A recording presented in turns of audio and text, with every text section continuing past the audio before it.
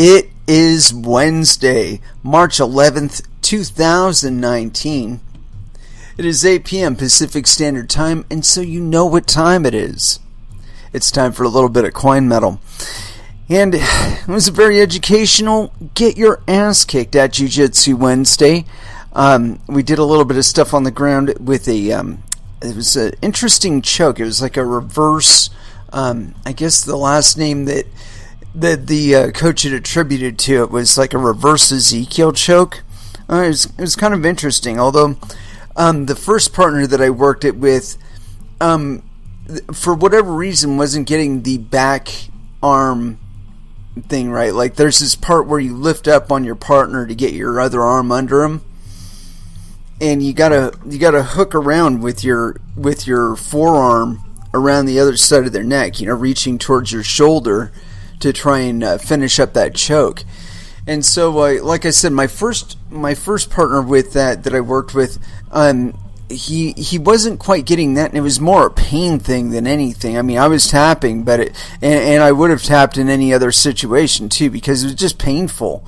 But the second partner that I worked with, he actually caught on to that, and I felt his when he had the opportunity to do it first, and I felt his forearm push into the back of my neck, and I'm like, oh yeah, that makes it into a choke. Tap tap tap tap. And so it was one of those things where, like, I don't know, body size, body shape, something like that was just causing a little glitch in my understanding of the choke. And then after that, when I applied it to my opponent, or my partner rather, training partner, it worked out just fine, And so it's like, oh, okay, this is an actual choke. It's not some goofy movement that, with a little bit of work, I could probably get out of.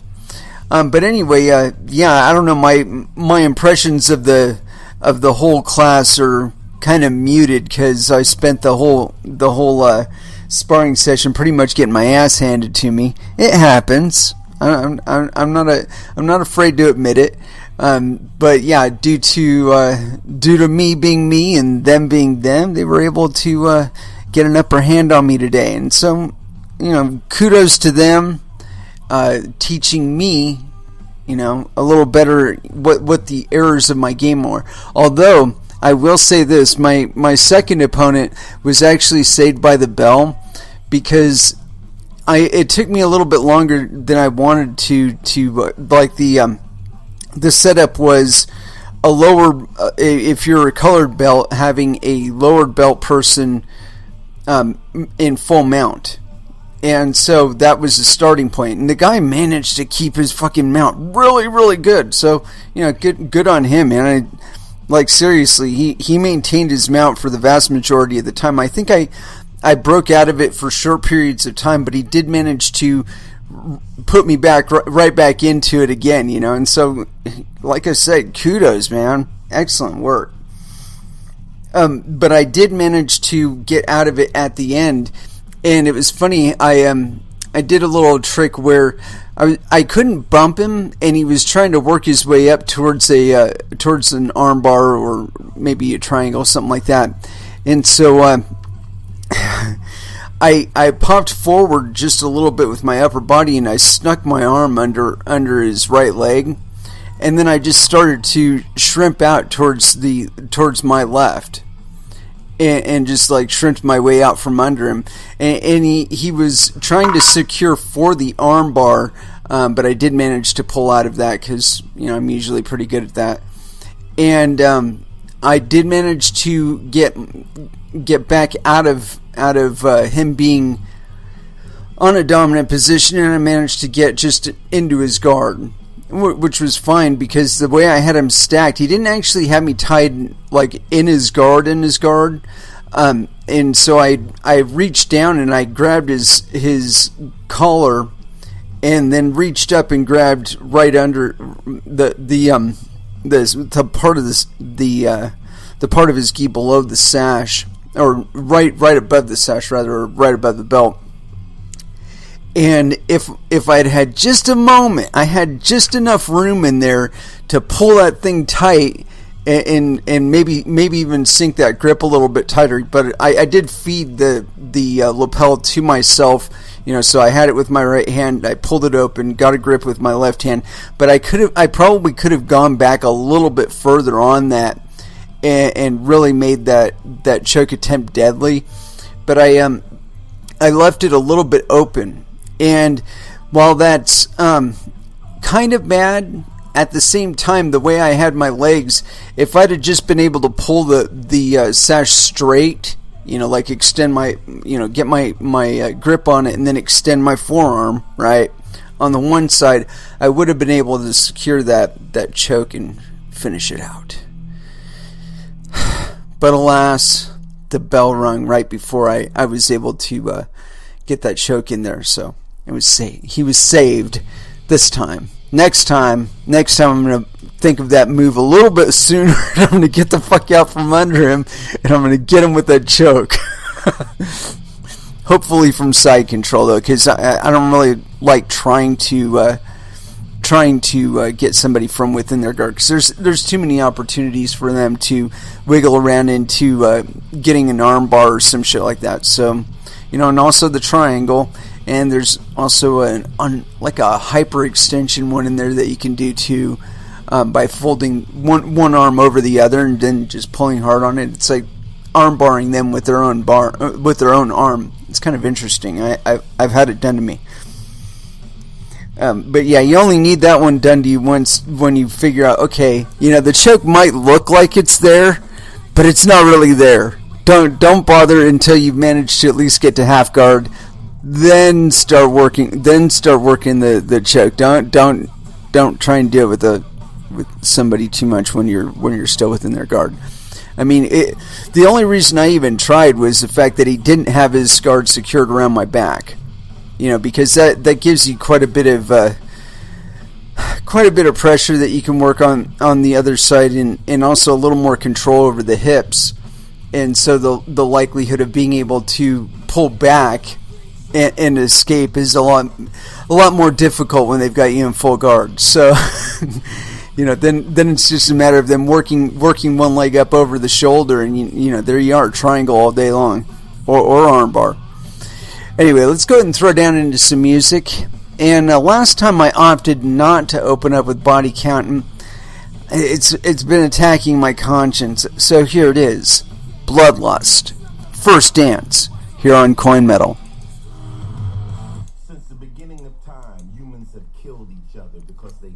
And that was Clutch with X-Ray Visions. Yeah, some of you guys out there are probably Facebook users, and you might have been having a little bit of difficulty with your Facebook account today. There have been some interesting rumors as far as like what exactly it was that was causing the issue. Personally, I think that Facebook was trying out some new censorship algorithm or some shit like that, and it just like completely blocked everybody's everything. I mean, but that's just my feeling about it. But yeah, so Facebook was incredibly difficult to navigate for a lot of us today. As far as like how far that extended, it seemed like it was kind of selective. Because I actually have multiple accounts on Facebook, and so I was hopping from one to another, and it seemed like on one I had like zero access. I mean, like I couldn't like anything, I couldn't post anything, I couldn't nothing, right? And so I switched over to my other account, and for a little bit, like maybe an hour or so, it seemed like I was able to post, I was able to comment, and it didn't really have any issue. And then it seemed like it started glitching with that unable to post at this time bullshit. So, I don't know if that's like an example of a progressive takedown or some shit, or what, But it is kind of interesting, it's like, You've probably heard about Facebook talking about having a cryptocurrency.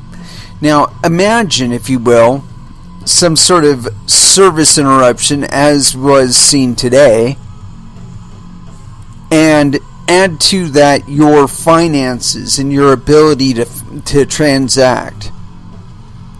I don't give a fuck if it's on a fucking blockchain or whatever, right? If it's intrinsically tied to Facebook's services, like their apps and whatnot, you would most likely have been unable to do anything as far as your money is concerned. And I think that's really an important aspect to be keeping in mind when we're talking about the progression of cryptocurrencies and exactly what to do with them. You know, I've always envisioned the best way to continue using them would be for us to be individually mining them and having our own wallets that aren't connected to anybody else necessarily, that we could use to transact with one another independently, whether or not we actually have like an official storefront or some sort of infrastructure set up as a corporate infrastructure, whatever, and completely outside of that. So in other words, being able to use cryptocurrencies much in the way that you use paper dollars today, where you would have that much control over the disbursement over your funds. Unless somebody's got a gun to your head, you're not extracting those funds out of your wallet unwillingly, right? Unless the threat is something pretty extreme, like you're going to get kicked out of your house, you're not going to be able to pay for food, some shit like that, right? But the relationships that I've seen a lot of people proposing for us to have with cryptocurrencies are not necessarily like that. I start to ask myself when I'm looking at it, it's like, whose coins are you going to be having in your Lightning node? Are they going to be your coins, or are they going to be somebody else's coins? And like, how is that whole business supposed to work out? Because it seems like, I've seen a lot of people say things like, you can buy your groceries, and then like in a week they'll be the funds will be there in your node again. I'm like, how the fuck does that work?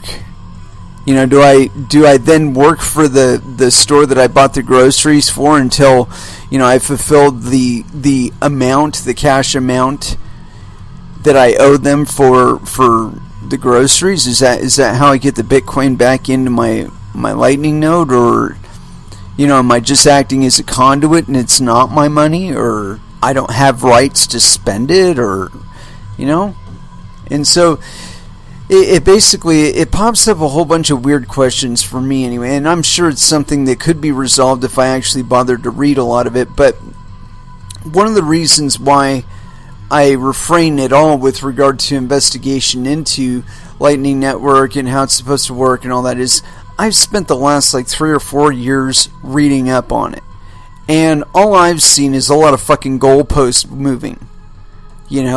I knew the eventual intended outcome would be that we're all using custodial wallets, and that the custodians wouldn't actually be issuing us Bitcoin to spend, that they would be issuing us some sort of representative token, and that would save them having to interact with the Bitcoin blockchain, and it would also create in them the capability to distort the fractional reserve rate with Bitcoin as they see fit. That in my mind is the intended outcome. And that seems to be the progression. I have been saying all along that eventually the on-chain transaction fees would get so expensive that the only people that could afford to establish a payment channel on the blockchain would be banks. Because we would be talking about transaction fees in the hundreds, if not thousands, if not tens of thousands, hundreds of thousands, millions of dollars. And I know that sounds kind of scary. It sounds kind of fuddish. But consider you got 2,000 to what, 4 maybe. I think they got like close to like 5,000 transactions in one block. But consider that's for 10 minutes. I guarantee you there was a lot more transactive activity that could have been occupying that block during that 10 minutes than was actually stuffed into the blocks. So there were a lot of transactions that were probably bumped or skipped over for other ones. And as a matter of fact, that's one of the things that I wanted to get into today. Apparently, somebody managed some attack on a Bitcoin ATM where, because of RBF, they were able to squeeze like $200,000 out of one of these fucking Bitcoin ATMs.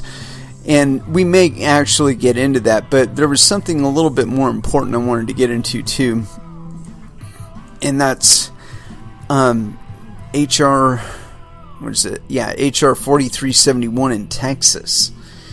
So that might occupy a lot of our time today. Let's see how much.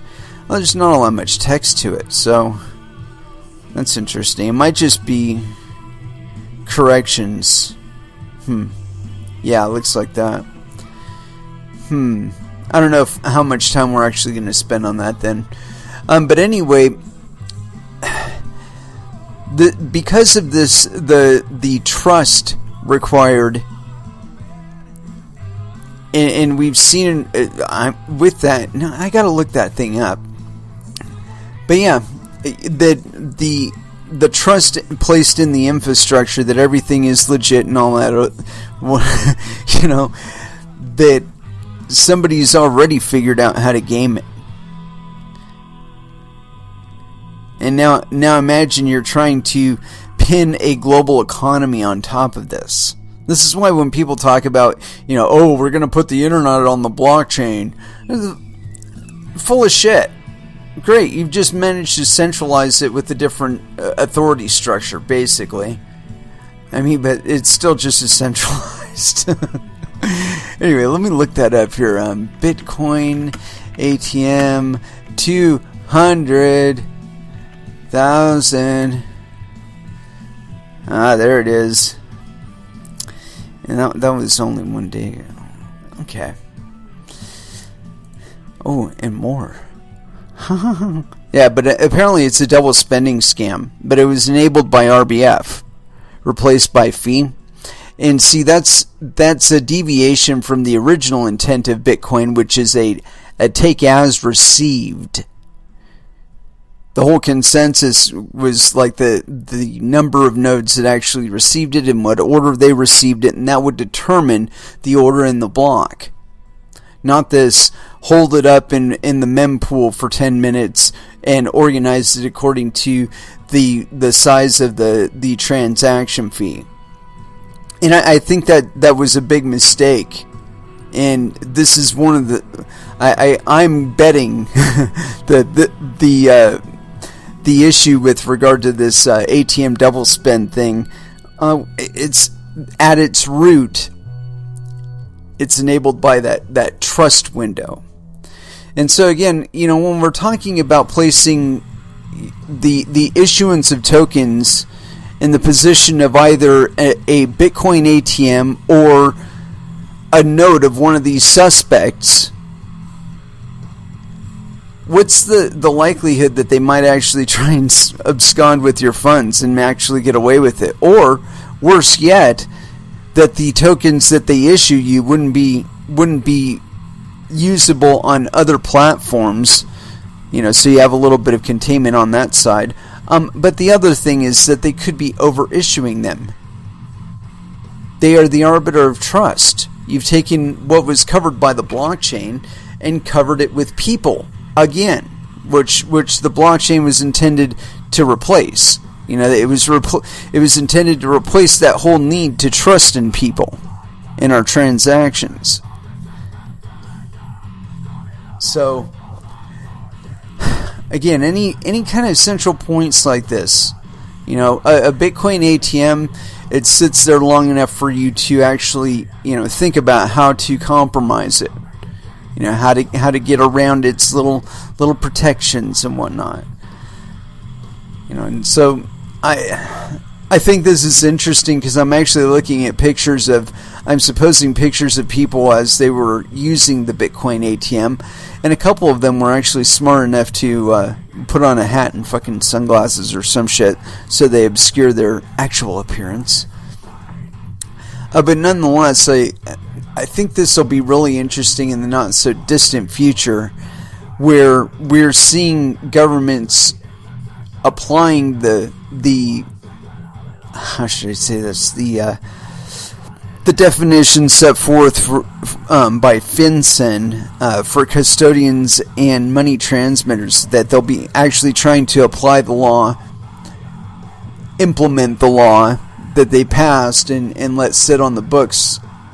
It's like this is something that they've passed like proactively, right? To where they've tried to get ahead of the curve with regard to the velocity of the market, and to some extent, I think they've had a little bit of success. But what you have to look at is what that success has cost them. When you look at New York, they've been the most proactive and the most active with regard to executing their mandates as set forth in BitLicense, and that's included shutting people down that were otherwise providing legitimate commerce in cryptocurrencies. But no, that wasn't good enough. We gotta make it to where only the existing players can afford to participate, and that's exactly what's happened in New York. Now, I think the participants are going to end up abusing that advantage at some point in the not so distant future, and it might set the tenor for future regulation in cryptocurrencies and other markets. But at the same time, I don't think that even that kind of activity would be enough to stop people from trying to do it on their own. I think if anything, it's an affirmation that you are just as good as anybody at Goldman Sachs with setting up a cryptocurrency that other people can use to pay one another with. That it won't be too hard to get to Goldman Sachs. So say if the issue came up in USDC, you would go USDC circle Goldman Sachs. It's like 3 steps. You can't really defer the responsibility too far if you're actually paying for the thing going on. It's like I saw something today on I guess it was either my Facebook or my Twitter, one of my accounts. Anyway, it was, I guess, some massive bust of cocaine. $77 million worth of cocaine. And, I'm reading the article, and about all they get to is that they busted the vehicle, right? They didn't talk anything about who owned the vehicle. And I guarantee you that it wasn't the fucking driver of the vehicle. The driver of the vehicle did not buy $77 million worth of cocaine. So, who exactly was paying the guy to transport the cocaine? Who bought the cocaine? Where was the cocaine, grown and processed and all that other business? Those are important things to know, don't you think? And we're supposedly in the 21st century when all of these things are pretty available on the internet. If I did a little bit of investigation, I could probably find out more than I saw in that article concerning this bust. And as I did a little bit of investigation on this, and I'm gonna get into it because it kind of impacts us, especially those of us involved in anonymous cryptocurrencies, such as Verge and Monero and a few others. And I think at this point, so many people are actually involved in these projects that, again, they're going to have the issue, and everybody has the same issue. I don't care if we're talking about India, China, Russia, fucking Zimbabwe, Turkey, it doesn't matter. The same issue comes up where they get all fucking serious about, oh, we're going to draft some legislation, and we're going to apply the legislation, and we're going to throw people in jail, and blah, blah, blah, blah, blah, all right? And what ends up happening is, like, unless it's like a completely egregious issue, you know, somebody ripped off somebody for hundreds of thousands, if not millions of dollars, or some shit like that, they basically leave it alone. Because they know if they dig too deeply, say if they start using that microscope a little too much, that little magnifier a little too much, they're going to end up finding out that their kids are involved in it, their fucking next door neighbors involved in it, their aunties involved in it, or, you know, most likely their kids. But the point being that everybody's participating in this shit at one point or another, you know. I mean, fuck, my parents are participating in this at one point or another, but that's it. You know, when you involve so many people in something like this, the idea of trying to criminalize any activity here is kind of self-destructive. You know what I mean? Anyways, so here it is. This is on newsbtc.com. Texas wants to ban anonymous crypto. Is this a blow to Bitcoin as well? Actually, they're not going to ban anonymous cryptocurrencies. And even if they do, it's not going to be very effective. Anyway, this is by David Babayan. And this is authored on March 11th, 2019 at 11:14 a.m. No time zone. David, come on, man. But yes, penis. Texas Republican Representative Phil Stevenson has introduced a bill draft that would require Texans to identify themselves before they use crypto assets like Bitcoin. In Texas House Bill 4371, Stevenson took the institutionalization of digital currencies to an altogether new level. His bill recognized the blockchain technology as a tool that enables users to create financial aliases. And to stop that from happening, the lawmaker proposed that Texas educate its law enforcement agencies on digital currencies and promote the use of verified identity digital currencies. Yeah, you can go fuck yourself. Anyway, continuing. Congratulations, Texas. You're the first state to formally attack and attempt to ban anonymous use of cryptocurrency in the U.S.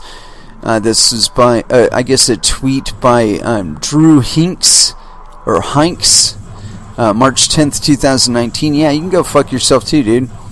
If enforced, HB 4371 would make a digital currency transaction illegal if the involved sender and receiver are now known to each other. I bet it was are not known to each other. And yeah, you can go fuck yourself there. The bill would encourage state departments of banking, securities boards, and others to provide tools to users to distinguish between verified and unverified crypto users. Excerpts. Quote, Texas may not use a digital currency that is not a verified identity digital currency. The Texas Department of Banking, Credit Union Commission, Texas Department of Public Safety, and State Securities Board shall collaborate to encourage the use of verified identity digital currencies. Yeah, you can go fuck yourself. That's never going to happen right there, dude. Deep impact or fizzling firecracker. With HB 4371, Representative Stevenson might believe that they are on the right course of crypto regulation. If all the cryptocurrency users agree to register their digital currency identities, it will form a bank-like financial system, bringing more stability and adoption to the cryptocurrency space. My ass. If anything, it would fucking turn Texas into a crypto dead zone. Continuing. But despite the underlying goodwill, Representative Stevenson hasn't answered how exactly he would have law enforcement enforce this bill. A little thing like that, right? To begin with, the first problem, HB 4371 requires Texans to be in their best honest avatars. What's a best honest avatar? The bill asks them to register their digital currency identities with the government consciously. It is the same as asking Redditors to give up their anonymity, which they fruitfully enjoy because it allows them to say anything they like on social media. A more relatable instance, however, is cash. How many people have turned up before the government with their illegal cash holdings in the past century? So the first issue that HB 4371 might run into is the nature of people itself. Meanwhile, the second one is bigger. Sure, great efforts, user protection over everything, but might be not of a priority. Also, constitution-wise, one can lay the case that cryptocurrency is essentially a communication protocol. Anonymous is essentially means encrypted. All forms of free speech. Don't be like France. Omar Chablis on March 10th, 2019.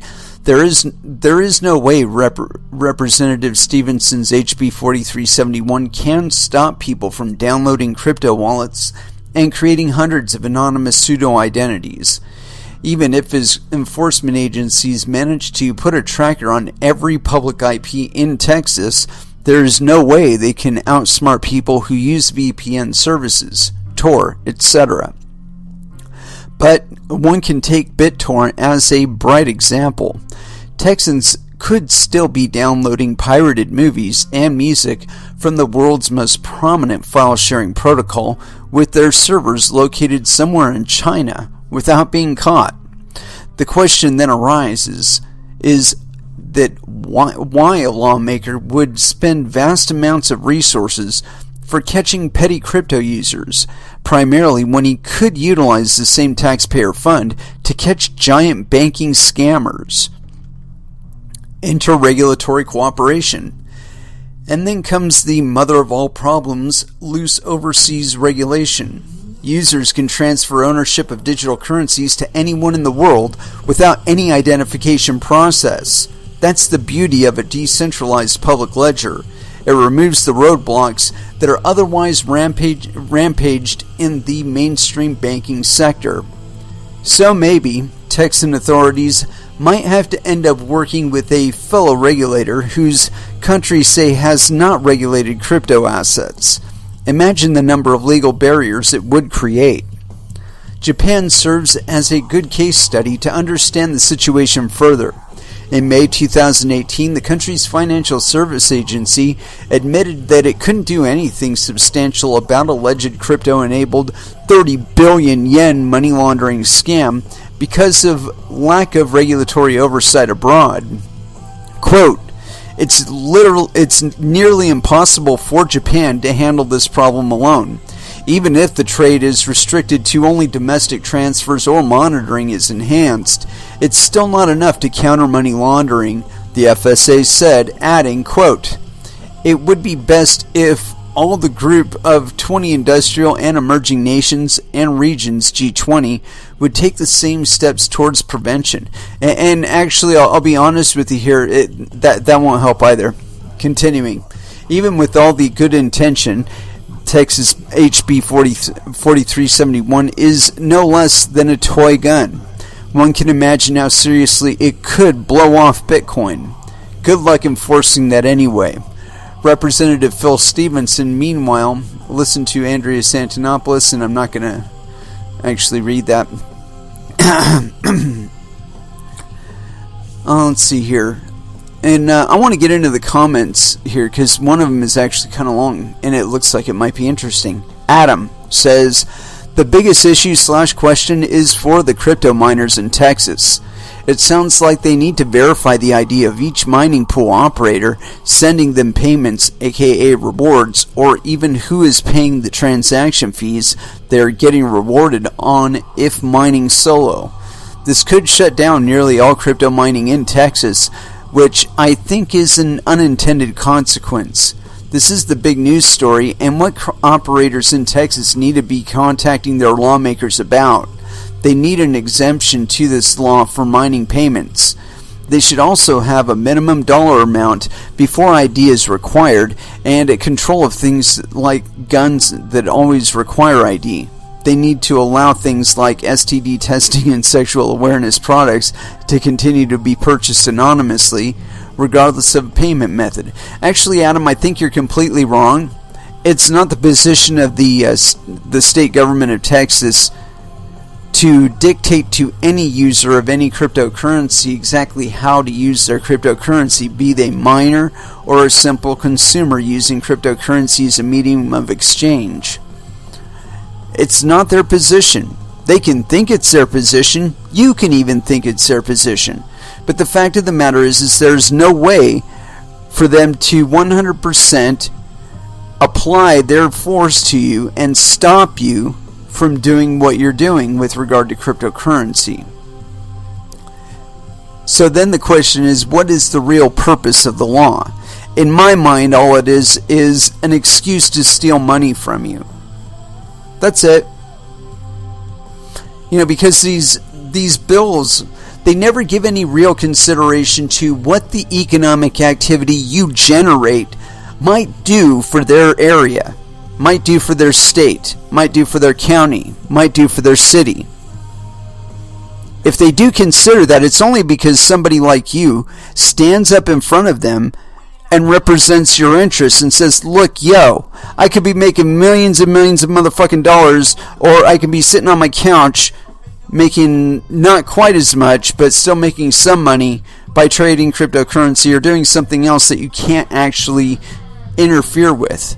So what do you want to do here? You want me to be hiring fucking people in 2 years and putting them to work and getting some fucking taxes in the goddamn coffers?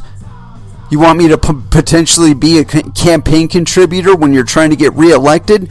Or do you want to keep me down here where I'm not actually creating any economic activity? I could be transacting with people all over the fucking planet. But no, you want to strangle me in red tape and keep me down so I can't actually do anything like that. You can go fuck yourself. I'll figure out how to do what I want to do without involving you at all. And it's really unfortunate that I have to go about it that way. Because if anything, I would think that you would want us to be generating more economic activity. It does seem to me that the future is not going to be as interdependent internationally as it is now. And I know that sounds kind of weird to say, but I think that in the not so distant future, travel is going to be something that's more done for recreation than actually shipping goods. Yeah, I know. It sounds kind of weird, right? But there's things like 3D printing. There's things like AI. And while AI isn't all that great for the, I don't know how to say this, the creative thinking, it can do things like processes that we pre-program it to deal with. So when you place it in that kind of context, we can replace a great number of the people that are out there right now in a job, not actually creating anything, but not creating anything, not because they're incapable of doing it, but because it's not actually being asked of them. And I think it's one of those really sad things. One of the things, though, that I expect that cryptocurrencies can change. Because when you place the capability of generating a new token or a new currency, rather, that everybody can use, it opens up another currency to the availability of people that have been dispossessed and disenfranchised in other currency systems. And so this gives them like an economic reset. You know, they get into a cryptocurrency that just starts up, and they bust their ass for it. They make a little bit of money on it while it's going up, and go from there. Rather than having to start at complete zero and not having a way to get up, except for, slavery, drudgery, and so on and so forth. And I don't really think that we're supposed to be existing in that way. I know that that there are people out there that think the punishment paradigm should exist is that way. But, I look at things like the way that we treat nature, and, you don't see the commercial harvest of things like elk and deer and quail and pheasant, at least not wild. You see it in the farming thing where they just swap out cows for elk and they raise them on a farm and all that. But you don't see them running around in the forest with mechanized shit that allows them to entrap the deer and then executing the deer in mass, and then bringing them to market. And we don't do that because, most people would just completely freak if they saw that kind of thing going on. But now consider, why do we allow that kind of thing in the ocean? Where we allow them to harvest wild game en masse and with impunity. Why do we allow that one? See, I think if it was changed up to where instead of that, it's like, if you want fish, you get a fishing rod and you go down to the ocean or the lake or the river and you get fish. Now, of course, there would be local laws and whatnot concerning things like when you can take the fish, and those would be based mostly around when the fish is supposed to be spawning, but that's really when you want to leave the fish alone because they're just trying to make more fish, right? You could go down to the water with a rod and catch your own fish. If you couldn't do that, maybe you don't have the time to dedicate to learning how to catch a lot of fish at one time or whatever. You can either A, pay for a guide, or B, go out on a sport boat and catch your fish that way. Where you don't have to worry about too much except put the bait on the hook, drop the hook down there, catch the fish, bring the fish back in, throw the fish in your bag, Or number 3, where you could pay somebody who's already really good. This is the thing he does. Is he goes out there, he gets the prime catch, he doesn't over harvest, he just harvests what you need, and then he brings it back for you and you cook your meal with it, right? And three completely viable models. None of them include dredging up millions of fish at once, putting them in a hold, losing 10 to 20% of them between when you take them and when you actually get them to the market, and then the market itself losing another 40 to 60% of it on docks and shit because it rots, and another 10 or 20% when it's in the market, and then when it gets home, maybe another 10 to 15% gets wasted. And all of that because we've taken the chore out of getting the fish. We turned it into a relatively simple process. That you don't have to involve yourself in at all. You just go down to fucking McDonald's and get a goddamn fillet of fish, and there you go, man. You got it covered. But there was a whole lot of murder and a whole lot of waste that went into getting that fresh Alaskan pollock into a square shape and between your lips there in a fillet of fish sandwich. We're kind of disconnected from it because we're not out there on the boat doing it, and so we don't really consider those costs when we're buying the fillet of fish. We're just looking up there and saying, "Gosh, fillet of fish, $4, so cool." But like I said, a lot of murder and a lot of waste went into getting it. That $4 fillet of fish sandwich. And by the way, it wasn't always Alaskan pollock, it was also other organisms, but we fished those out in the process of getting you fillet of fish. Anyway, let's go ahead and throw back down into some music. And as far as where to go from there, man, that was kind of a Debbie Downer, wasn't it? Well, let's see here. Where is it? There's one of these songs that gets me every single time, and I can never remember the name of it. It's fucking Metalocalypse or Death Clock song, and for some reason I can never remember the name of it. I know it's really early in the album. I think it might this one, Mermaider. So we're going to throw it down and see how it works out for you. Mermaider by Death Clock here on Coin Metal.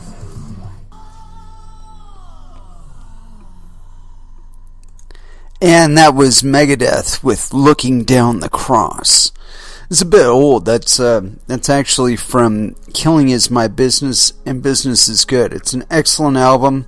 If you ever have the opportunity to hear it without any like the upgrades, like if you can get one of the older releases of it, like pre-1990, that's like the best, because they did go back and try and remaster it.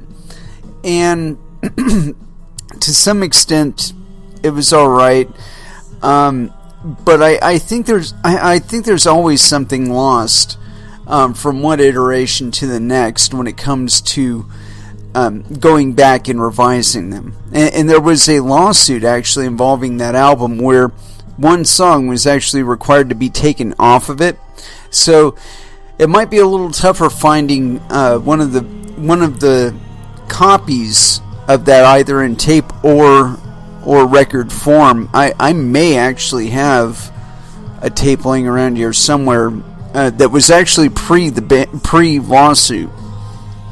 So it had this song Boots, and honestly I thought it was fantastic.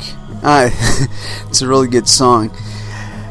But there was a lawsuit involving it because there was a previous version of it out by somebody, Fonda, I think. I can't remember the name of who originally released it, but it was a decent song to begin with, but I think Megadeth did it better. That's just me. Anyways, as far as where we're going to go today, continuing on the vibrato with this bill, I don't know if we're going to go through it, because like I said, it's an actual dependency on several other things, like it's addendums and whatnot to other legislation. Fuck it, I'll go for it. It's only like 2 or 3 pages. It's not even that. It's like 1 page. That's one of the reasons I got held up on it. I'm like, wait a minute here. This is probably just addendums to previous. Anyway, continuing on. Let's get to this thing. This is by Stevenson, HR number 4371, a bill to be entitled An Act Relating to Digital Currencies, being enacted by the legislature of the state of Texas, Section 1, Subtitle A, Title 15, Business and Commerce Code, is amended by adding Chapter 662 to read as follows. Chapter 662, Digital Currencies. Section 662.0001, Definitions. In this chapter, number 1, digital currency means an electronic form of currency that can be denominated to sovereign currency and employs the use of a distributed ledger. Number 2, digital wallet means an electronic device or online service that allows a person to pay for transactions using digital currency. Number 3, distributed ledger means a structured data representation that grows only by appending new data, authenticates users with strong cryptography, and leverages economic incentives to encourage users to manage and secure updates. Wow. They really had to go deep to stretch that one. But I can tell you right now, that one's going to fail right there, just because that could be, you could define like an MMORPG as a distributed ledger, because people are incentivized to play because it's fun. And anyway, continuing on. 4, quote, verified identity digital currency means a digital currency that allows the true identities of the sender and receiver to be known before a person has access to another person's digital wallet. That's weird. Section 662.0002, Verification of identity required. A. Before accepting payment by a digital currency, a person must verify the identity of the person sending payment.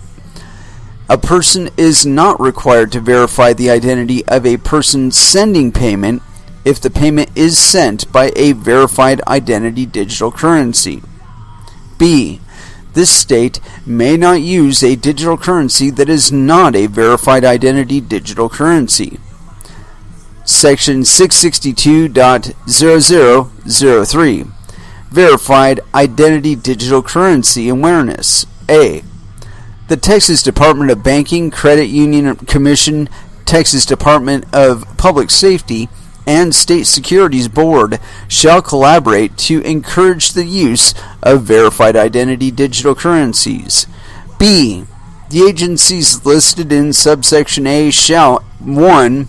Provide tools for people to distinguish a verified identity digital currency from digital currencies that allow users to remain anonymous. Number 2. Educate law enforcement agencies on digital currencies. And number 3. Promote the use of verified identity digital currencies. C. The Finance Commission of Texas, Credit Union Commission, Texas Department of Public Safety, and State Securities Board shall adopt rules to implement this section. Section 2. This act takes effect September 1st, 2019. Yeah, this shit isn't going to fly.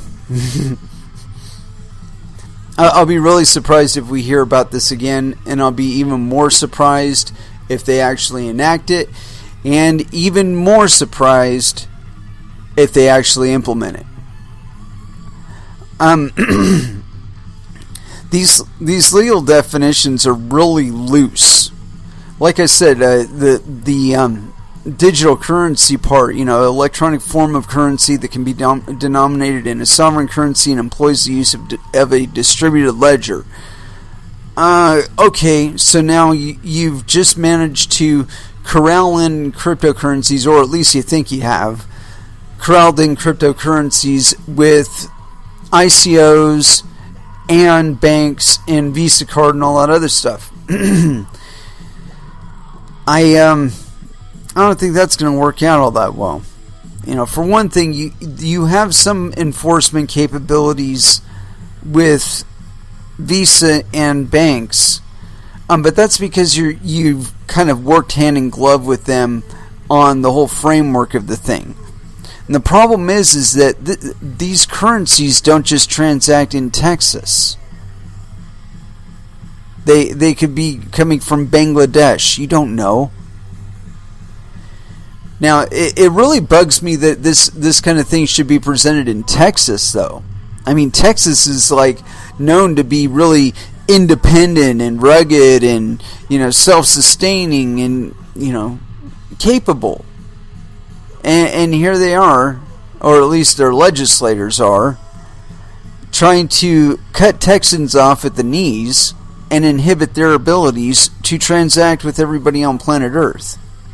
And I think that's really a shame, because they have plenty of industrial capability there, and there are plenty of little pockets of technological innovation going on in there. From what I understand, San Antonio and Austin are little hotbeds going on, but that's just what I understand.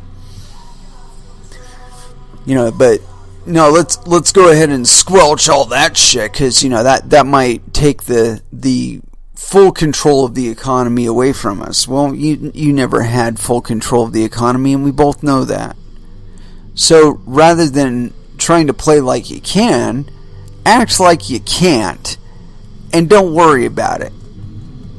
That way, all of that economic activity that this kind of legislation would bar can actually happen within the border of Texas. And then you can make money off of it. Whether or not it's at every single point possible, that's debatable. And really, who gives a fuck about it? Consider if you had maybe 10-20% of your current population who managed to increase their net income by 2 or 3 tax brackets. whether or not you actually received an additional cent on the actual income when they received it is irrelevant.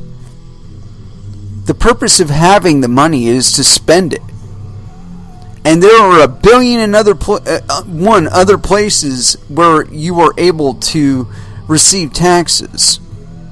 So if 10 to 20% of your population is suddenly capable of elevating themselves 2 tax levels or 2 tax brackets above where they are right now, could you imagine what kind of impact that would have on the localities within your state?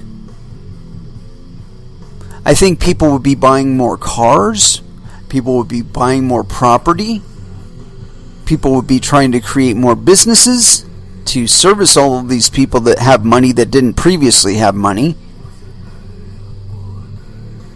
And that Texas could improve vastly by that action alone.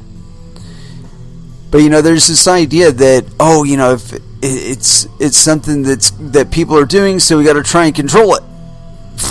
People breathe. You don't have any control over that. Get over it. I think the issue of trying to seek control over it, I don't really believe it's something of protection. I think the only thing it really protects is the existing incumbents. The banking sector, the people that have been fucking up and actually created the necessity for cryptocurrencies to exist. Bitcoin didn't just happen. It happened for a reason. And trying to make it fit within the same frameworks of the shit that created the necessity for it to exist is stupid. You're going to end up creating the same problems that allowed the economy to get all fucked up to begin with. And I'm sure, despite the fact that you may think you're actually benefiting from it, you're inhibiting more economic activity and more tax revenue than all of this control is creating for you. And it's really sad to me. You would think that you would want the voices being heard in Texas's legislature to be Texans. And those people can actually afford to petition their government if they aren't spending 60 hours a week working just to keep a fucking roof over their head. And really, would that be such a bad thing? It might be quick and easy to have some entity from Dubai or Saudi Arabia or Russia or China or Iran or some other country to have a foothold within your state border and receive funds from that. That's all cool, but they're only able to generate so much economic activity. And of course, there is always the ambivalence of the locals against it. I worked for 2 companies that when they first started, there was a good deal of direct public outcry against it. And of course, the locality around here made it very, very difficult for those 2 companies, and they subsequently left.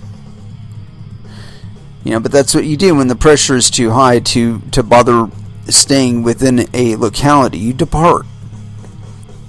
And so I think, if they try and actually employ this in Texas, basically you might as well just jump off the back of the chair there. Put the noose around your neck, jump off the back of the chair, get it over with.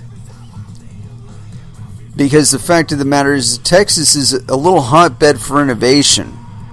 And if it's just allowed to run amok,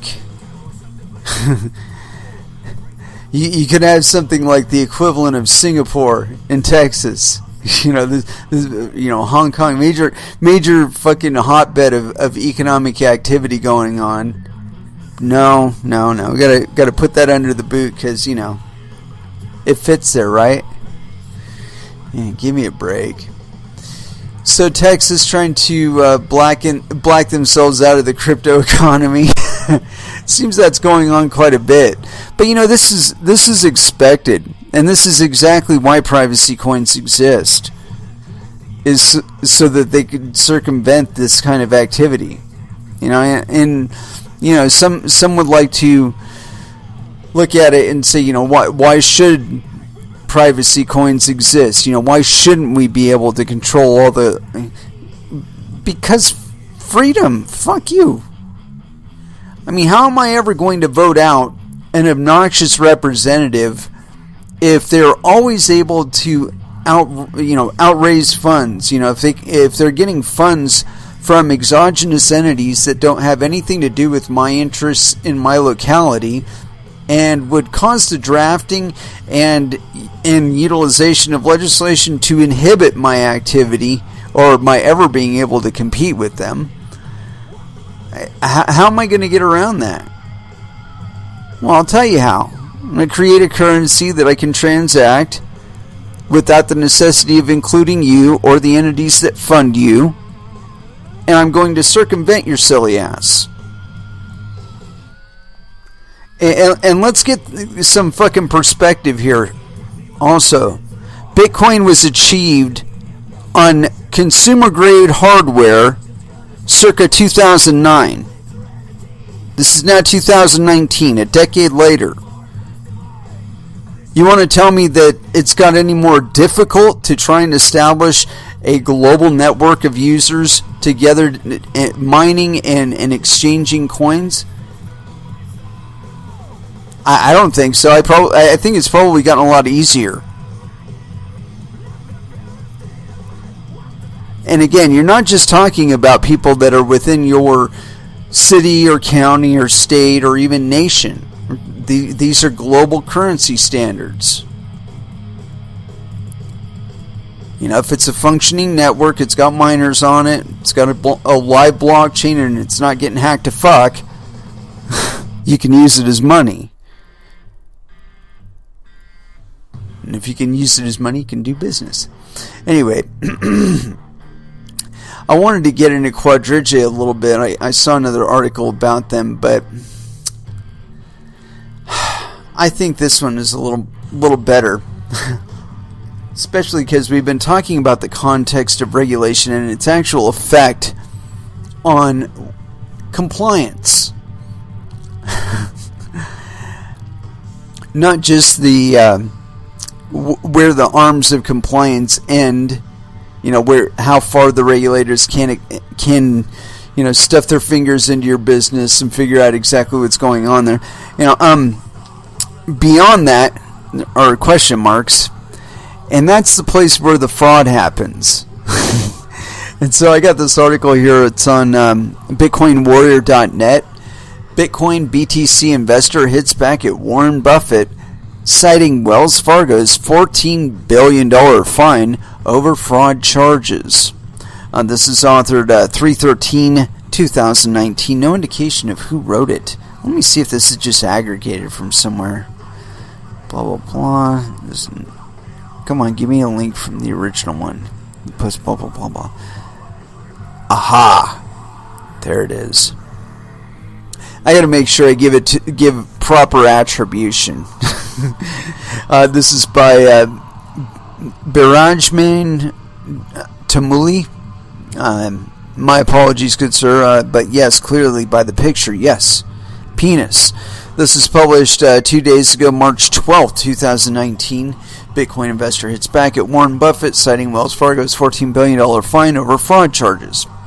There we go. Let's see. Gotta do something really quick here. Inspect. Delete. Delete. Delete. Delete. My apologies. I gotta do some quick editing here just so I can read this thing. Oh, shit. Oh, better undo that one. There we go. Alright. This is by on ambcrypto.com. Bitcoin, the largest cryptocurrency in the crypto ecosystem, has often been criticized for its lack of scalability and long-term prospects. Warren Buffett, the CEO of Berkshire Hathaway, has been one of the critics, labeling the largest cryptocurrency as a coin that has, quote, no unique value at all. Barry Silbert, the CEO and founder of Digital Currency, an investment firm dedicated to over 130 cryptocurrency ventures, hit back at the billionaire investor. The Bitcoin investor took the fight to Twitter, raising the issues plaguing Warren Buffett's investment, Wells Fargo. According to reports, Wells Fargo was accused and fined 93 times for fraud and other financial abuses, totaling a staggering $14.8 billion. Barry Silbert tweeted that he would take a chance with Bitcoin any day over a Buffett investment. Barry Silbert, quote, Wells Fargo, a Buffett investment, has been fined 93 times for fraud and other abuses for a total of $14.8 billion in fines since just 2000. I'll take Bitcoin's charlatans over that any day. Buffett was a longtime admirer of blockchain technology, but continued to hold his stance against the virtual currency. He indicated that the success of blockchain technology did not necessarily depend on the development of Bitcoin. He further added, quote, it attracts charlatans. If you do something phony by going out and selling yo-yos or something, there's no money in it. But when you get into Wall Street, there's huge money. Buffett's Wells Fargo was allegedly caught committing a variety of offenses ranging from forging client signatures to the introduction of fake bank accounts. According to the reports, a countless number of Wells Fargo employees legitimately opened more than 3.5 million unnecessary accounts in the past 15 years. Anthony Pompliano, a Bitcoin proponent and founder of Morgan Creek Digital, also took it to Twitter to respond. He stated that it was important to note that the financial services company ended up paying more than 20% of Bitcoin's market cap in fines over the past 19 years due to their fraudulent activities. Binance CEO Jinpeng Zhao also gave his opinion on the situation. He said that mass involvement in Bitcoin did not need to be the primary reason for Bitcoin to have a significant value. Quote, not everyone uses US dollars, yet it has value. We don't need everyone to use Bitcoin for it to have value. Yeah, that's very, very true. I think that's one of the aspects of Bitcoin and cryptocurrencies that a lot of people just kind of don't understand, is that it's not up to you to determine things like its value and whatnot, except if you're actually doing business in it, and only as far as it counts between you and your business partners. It doesn't even have to depend on the market rate. You could look at one another and say, you know what, I'm not really sure that the future of this cryptocurrency in particular is all that great, but you'll probably be able to cash it out at this price, by the time our transaction is actually done. And you could agree on that. You could say, yeah, sure, that sounds reasonable. I'm probably going to lose a little bit on the face, and I want to turn this over right away. So yeah, let's go ahead and go with that rate, and so on. And that's as far as the commerce needs to go. It doesn't actually need to go to any kind of regulator or state regulatory board or anything like that. And you certainly don't have to ask permission to create a wallet in order to do the transaction to begin with. So, again, it's a question of how exactly you want to use it. It's not a question of how other people tell you to use it. And that's the problem. It's like you might as well be telling people that, I know you have an airplane, and I know you can fly around and all that, but I want you to travel with it only on the road. You can't fly with it. You have to cut the wings so, you can fit it on the road and ride it around as a surface vehicle, only you cannot fly in it. If somebody said that to you, what the fuck would you... you'd fly away. You'd be like, fuck you, start... Let's get the fuck out of here. Hopefully it's a VTOL, because then you can just take straight off. But I mean, really, that's what these people are expecting in the age of cryptocurrencies, is that you're going to forego the transacting with the entire planet without a third-party intermediary involved. You're going to forego all of that, and you're going to use a wallet that has your identity, your maybe even down to your DNA, documented along with a specific address, and the funds have to go through that wallet or you can't transact. I mean, really, what's more likely here?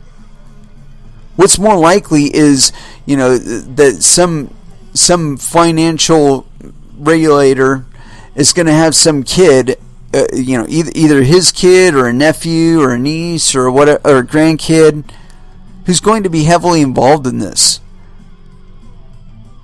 Who's maybe going to read and say, "Hey, that $10,000 that I came up with for your last campaign, yeah, that was actually Monero. I cashed some of that out so that I could help you out. You might not want to go forward with this because then you're going to end up getting busted." I notice here that it's retroactive, to 2017 or whatever. Yeah. And along those lines, and this is another of the dangers that I see with trying to commit to any particular definition, because most of the state regulation it goes by definitions that are set up by the federal government. So things like the definition put out by FinCEN for money transmitter and custodians.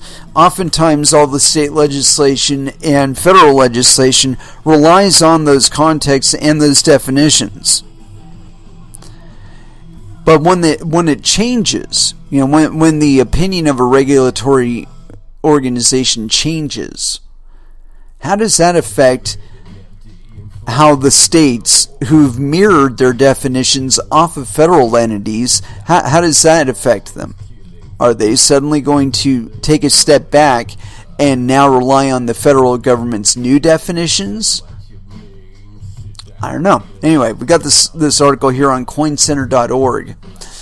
This is great. This is off of their hot takes section, I think. And this is by Jerry Brito. It was authored March 12, 2019.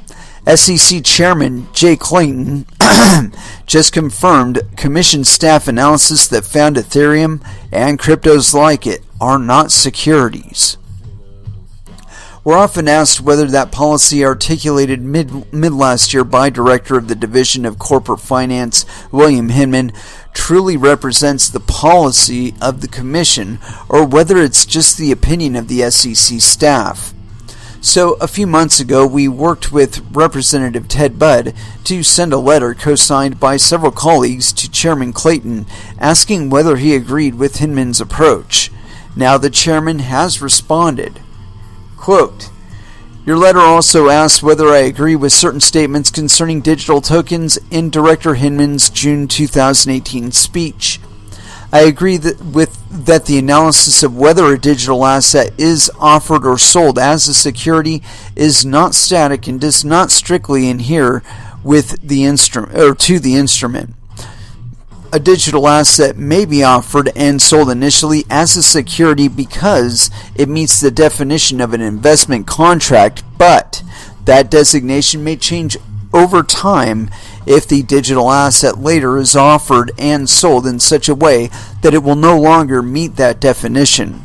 I agree with Director Hinman's explanation of how a digital asset transaction may no longer represent an investment contract if, for example, purchasers would no longer reasonably expect a person or group to carry out the essential managerial or entrepreneurial efforts. Under those circumstances, the digital asset may not represent an investment contract under the Howey framework." It's a lot of tap dancing there. We're gratified to see that the SEC's thoughtful approach to applying the Howey test to cryptocurrency comes from the top. Quote, "The headline of this post has been changed from, quote, SEC Chairman Clayton just confirmed Commission staff analysis that Ethereum and cryptos like it are not securities to, quote, SEC Chairman Clayton just confirmed Commission staff analysis that found Ethereum and cryptos like it are not securities." Download that. It's only 3 pages. I think we can do it. And so here we go. This is On March 7th, 2019, the Honorable Ted Budd, U.S. House of Representatives, 118 Common House Office Building, Washington, D.C., 20515. Dear Representative Budd, thank you for your October 1st, 2018 letter regarding the application of the federal securities laws to digital assets. The SEC has been focusing a significant amount of attention and resources on digital assets and initial coin offerings. Overall, I believe we have taken a balanced regulatory approach that fosters reasonable innovation in this area, while also protecting investors and the markets. Your letter urges the Commission to clarify the criteria used to determine whether a digital token is offered or sold as an investment contract and therefore is an offer or sale of a security. As the Commission stated in July 2017 report of investigation pursuant to Section 21A of the Securities Exchange Act of 1934, the DAO report, whether a particular transaction involves the offer and sale of a security, regardless of the terminology used to identify the digital asset, will depend on the facts and circumstances, including the economic realities of the transaction. Generally, we look at whether the digital asset fits the definition of a security as set forth in the federal securities laws. The Security Act of 1933 and Securities Exchange Act of 1934 define, quote, security broadly and to encompass virtually any instrument that may be sold as an investment. We also apply tests developed through case law, including the well-established, quote, investment contract test articulated by the Supreme Court in SEC versus Howey and its progeny, including United Housing Foundation, Inc. versus Foreman. As those cases explain, the touchstone of an investment contract, quote, is the presence of an investment in a common venture premised on a reasonable expectation of profits to be derived from the entrepreneurial or managerial efforts of others. The determination of whether a digital asset is a, quote, investment contract depends on the application of Howey and its progeny to the particular facts and circumstances of the digital asset transaction. I believe that the Commission has been transparent with the criteria used to determine whether a digital asset is offered or sold as an investment contract. The DAO report included detailed legal analysis applying Howey to the facts and circumstances specific to the DAO tokens. Additionally, as your letter notes, Bill Hinman, the director of the Division of Corporation Finance, delivered a speech in June 2018 that outlined factors for market participants to consider when evaluating whether a digital asset is a security. Moreover, in November 2018, the divisions of corporate finance or corporation finance, investment management, and trading and markets issued a statement on digital assets issuance and trading, which included details about how a company that conducted an unregistered securities offering through an ICO might remediate and move forward. Yeah, in other words, pay us money. At the same time, I understand the desire for further dialogue on the subject. The Commission and its staff actively engage with innovators, developers, and entrepreneurs in the field of distributed ledger technology. Issuing public statements on the subject is an important part of that engagement, and I, along with the Commission staff, have issued statements, delivered speeches, and provided congressional testimony, which can be found at www.sec.gov/ICO. The staff is also developing additional guidance designed to aid participants in determining whether a digital asset is offered or sold as a security. Your letter also asks whether I agree with certain statements concerning digital tokens on Director Hinman's June 2018 speech. I agree that the analysis of whether a digital asset is offered or sold as a security is not static and does not strictly adhere to the instrument. A digital investment contract, an asset may be offered and sold initially as a security because it meets the definition of an investment contract, but that designation may change over time if the digital asset later is offered and sold in such a way that it will no longer meet that definition.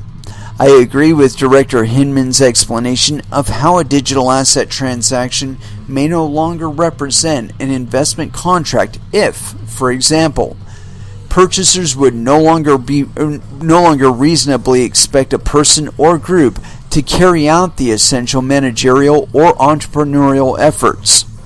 Under those circumstances, the digital asset may not represent an investment contract under the Howey framework. Lastly, the SEC has implemented a number of initiatives designed to aid innovators, including those in the distributed ledger technology space. In October 2018, the SEC announced the formation of the Strategic Hub for Innovation and Financial Technology, FinHub, which serves as a public resource for fintech-related issues at the SEC, including matters dealing with distributed ledger technology. The FinHub provides a portal for industry and the public to engage directly with SEC staff on innovative ideas and technological developments. Additionally, the FinHub is a warehouse of information regarding the SEC's activities and initiatives involving fintech that will serve as a platform and clearinghouse for SEC staff to acquire and disseminate information and fintech-related knowledge within the agency. The FinHub replaced and built upon the work of several internal working groups at the SEC that have been focused on similar issues for some time and were similarly engaging with the public. In addition to statements, testimony, speeches, and the Dow report, the SEC has sought to educate investors on ICOs through a number of investor bulletin warnings of the risks of such investments, as well as through our, quote, launch of HowieCoins.com, a mock ICO website designed to attract potential investors and direct them to the SEC's educational materials. We have published a collection of these materials at investor.gov on a spotlight page for ICOs and digital assets. As these initiatives demonstrate, the Commission's efforts to address the application of federal securities laws to the offer and sale of digital assets have not been limited to enforcement actions. Unfortunately, while some market participants have engaged with our staff constructively and in good faith with questions about the application of federal securities laws, others have sought to prey on investors' quote, excitement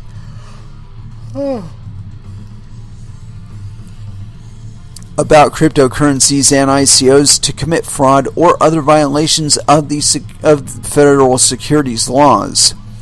The Division of Enforcement has brought a number of important cases in this area, and I have asked the Division's leadership to continue to police these markets vigorously and recommend enforcement actions against those who conduct ICOs or engage in other actions relating to digital assets in violation of the federal securities laws. The Commission acted swiftly to crack down on allegedly fraudulent activity in this space, particularly where the misconduct has targeted Main Street investors. Regardless of the promise of digital ledger technology, those who invest their hard-earned money in opportunities that fall within the scope of federal securities laws deserve the full protections afforded under those laws. Thank you again for your letter. Please don't hesitate to contact me, blah, blah, blah. or have your member of your staff contact Brian Wood, Director of the Office of Legislative and Intergovernmental Affairs. Yeah. Alright, Jay. We're probably not going to do that, but there's the contact info at the bottom of this PDF if you're actually interested in getting in contact with these guys. And you know, I certainly would be the last person to dissuade anybody from doing so. You know, I think it is important that they do hear you. But at the same time, I don't really believe it's any of their business what you're doing. That's just me. Unless, of course, what you're doing is committing fraud and stealing from people, then I want them to bust you. Because there are more than enough legitimate ways to make money in cryptocurrencies without you going and trying to fuck it up by defrauding people. But, you know, I mean, we've been through multiple rounds of things like ICOs and the alt bloom and of course, Bitcoin exchanges and cryptocurrency exchanges. We've been through several routes of different fraudulent activities going on in this space. But you know what? No one ever promised you that it was going to be kumbaya here. Talking about a massive transition from one meaning of money to another. Or at least the creation of an entirely new context for money. And currency and however else you want to define cryptocurrencies. Many of which render a lot of the frameworks established for organizations like the SEC and the CFTC completely moot and obsolete. They take the requirement of trust out, except where it concerns the actual issuer or creator of the coin, and then there is an element of trust there. But unlike a lot of other industries, you actually can provide a verifiable record, a globally verifiable record of the transaction or the volumes in question. So again, this takes out some of the issue with regard to trust, and we do have exchange mechanism for, you know, you put some funds on one end, I put a tracking code on the other, and I get the money, and you get the product when it actually gets to you. We've got wholly digital and autonomous means for conducting that exact transaction. So the illusion that we're going to need to maintain a lot of the same regulatory frameworks that we've had before is going to go away, and I believe very quickly, especially when people do actually get savvy to what cryptocurrencies can do.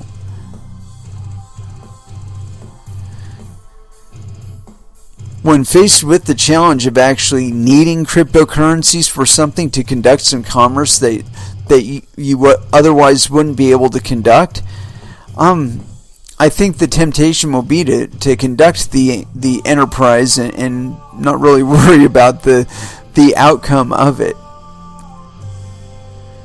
Except for, of course, that the transaction actually goes through, they get the product, and, you know, everybody happy. You know, again, we talked previously about the way that Silk Road functioned, and there was such immediate contact back, you know. It wasn't something that could be synthesized or gamed, in that you would know from the volume of good and bad reports. And of course there was talk of people, you know, fattening up the numbers on positive reports and whatnot, but you could tell by actually, you know, your own experience. It's like if you ordered something and it didn't kill you, right, when you received it and used it, you could report back and be like, dude, this thing is whack.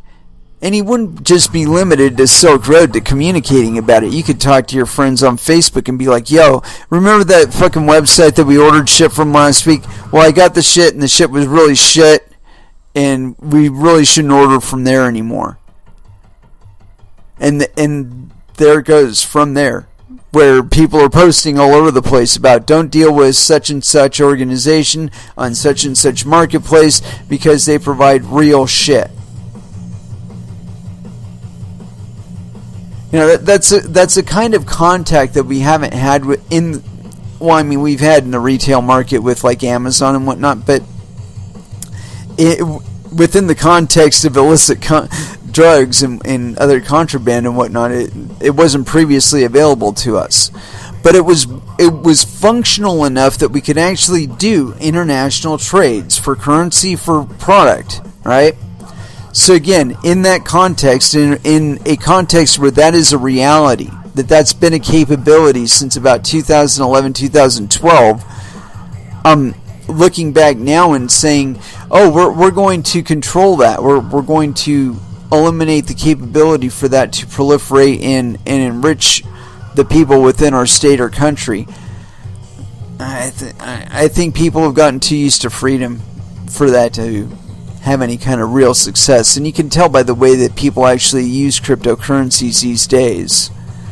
There's a reflective point, where the number of users and whatnot reflects something back to you concerning the currency or the means. Like with segregated witness, they've been trying to shove that thing up people's asses for, I don't know, like 4 or 5 years now, and still they haven't managed to get and secure 50% of the users out there actually willingly and knowingly using SegWit.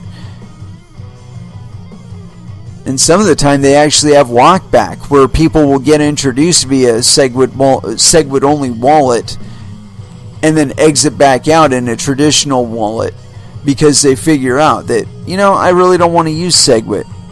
I'm looking down the development path and seeing the application of SegWit in Lightning Network, and it doesn't fit with me.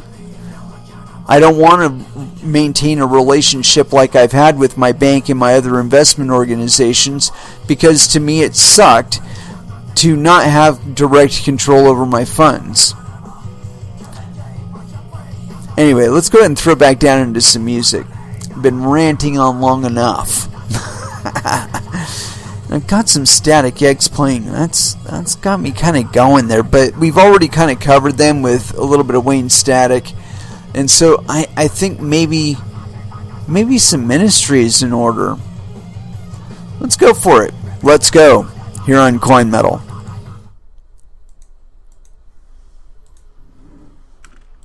And that was Rivers of Nile with A Home. And it is with that I'd like to get closing out on this episode. We covered quite a bit of good stuff today, although the definitions that Texas is trying to establish, I think they're kind of concerning, only because I see it as something that'll probably inhibit a little bit of cryptocurrency development within Texas, and that's really a shame. They have plenty of space for solar, and it does seem like solar aligns with cryptocurrencies as far as the capabilities are concerned. That they allow us to do things with money that we weren't able to do before. Things that will invariably benefit us and probably our localities at large. And my program has been giving me all kinds of glitchy issues today. We might actually be able to get in a last dance on this. Interesting. That is very, very interesting. I'll just give it just a moment before I re-engage it this time. And it's still glitching out on me. That's weird. That is really weird. Yeah, it's just not doing it, man. That is really weird. Maybe if we get out of something here. Maybe if we close one of the 8 billion tabs that I got open in here, this shit will actually load. Yeah, get out of that one, get out of that one, get out of that one, and that one, and that one, and that one, and that one, and that one, and that one, and that one. There we go. That'll probably make my memory work a little better. There we go. Alright. We're back online now. I had to let it rinse and repeat, kind of get rid of the tab open that was like doing some sort of shadow mining or some shit like that. There always is. There's something like that going on in the background. Anyway, as I was saying, we're going to go and close out this episode. Thank you very much for listening. I certainly do appreciate the support, even with my communications and technical difficulties that I always manage to iron out here live. But yeah, we will be back again on Friday at 8 p.m. Pacific Standard Time. And so until then, I'd like y'all to trade safe. Do your homework. And watch out for your own bunghole, because nobody else is going to do it for you. Most certainly not any of the regulatory bodies in Texas, no matter how much they say they can actually do. And so as far as our last dance is concerned, we've done that. We haven't done any of that. We haven't done any crowbar. And I'd like to play some crowbar, but I think that I have other stuff that we could play instead. Not that one. This one. And yeah, we got roughly the requisite amount of time to play this one. Thank you again for listening, and you all have an excellent evening. As far as our last dance is concerned, Death Angel, Seemingly Endless Time, here on Coin Metal. Thank you again for listening, and you all have an excellent evening.